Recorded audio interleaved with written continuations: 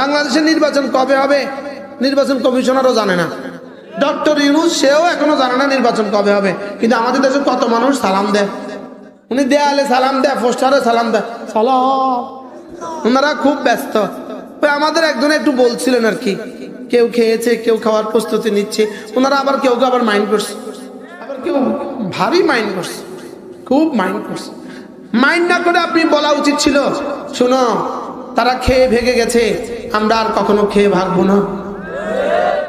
নির্বাচন এখনো নানির পেটে আছে, নানির পেটে। মার পেটে হলে 10 মাস লাগে, নানির পেটে হলে 15 বছর লাগে। বুঝুন না কথা? নানির পেটে কি মা না থাকে, তো মা আসবে দুনিয়াতে, ওই মা আবার বড় হবে, ওই মার পরে আমি বাচ্চা হব, তারপরে না নানির পেট হবে। তো নানির পেটে থাকলে কয় বছর লাগে? 17-18 বছর। আর মার পেটে থাকলে তো নির্বাচন আছে এখন কোথায়? নানির পেটে। ওনারা সালাম দেয়।